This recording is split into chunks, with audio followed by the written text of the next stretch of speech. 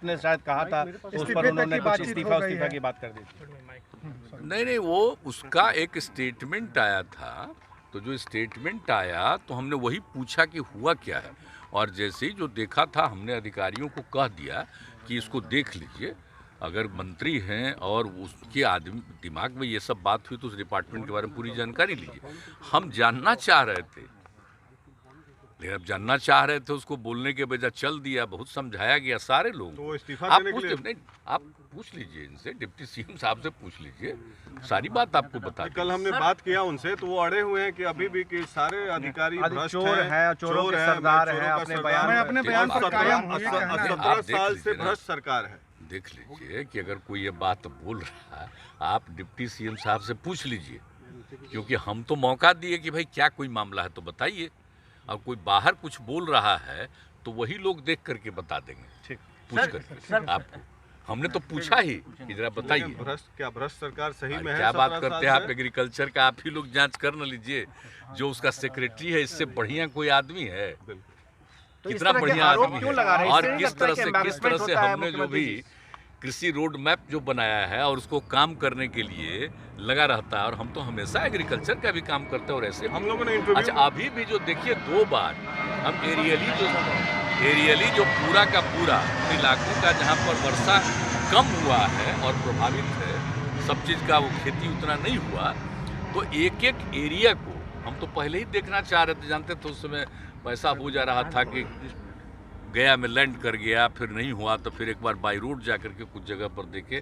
लेकिन हमने कहा कि भाई अब हो गया, अब तो कोई अब लगा नहीं सकता है, तो इसके लिए पूरे तौर पर जा करके और अन्य फसलों के लिए सरकार की तरफ से दिया जा रहा है कि जो नहीं लगा पाए आप धान की नहीं कर रहे हैं, तो अब इसको करने के लिए तो सब कुछ जो किया गया है, तो उसी के लिए हमने कहा।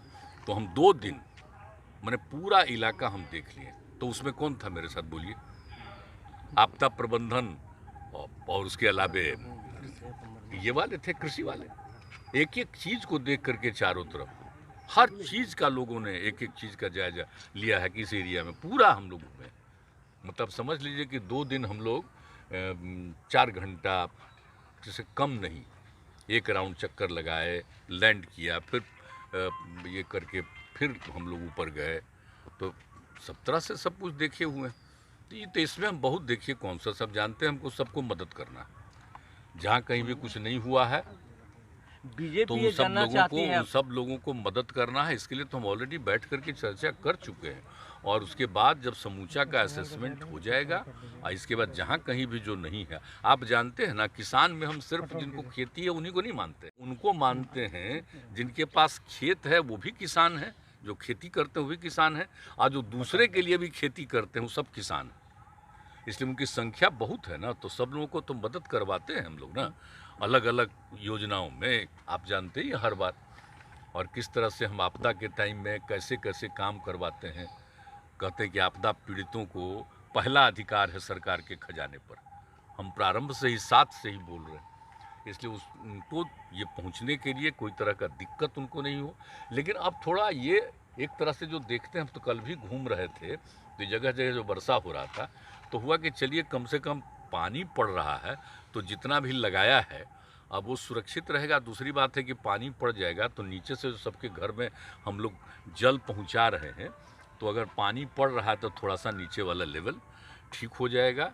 तो ये सब देख करके अच्छा लगा है कि थोड़ा बहुत अब तो कम से कम वर्षा हो रहा है। अब खेती के लिए कोई ये नहीं, हाँ, लेकिन इसके बाद वाला जो कुछ करेगा तो उसमें कर सकता है। तो ये सब चीज़ को हम देखें, एक एक चीज़ को देखें, लेकिन कौन क्या बोलता है आप पूछ लीजिए।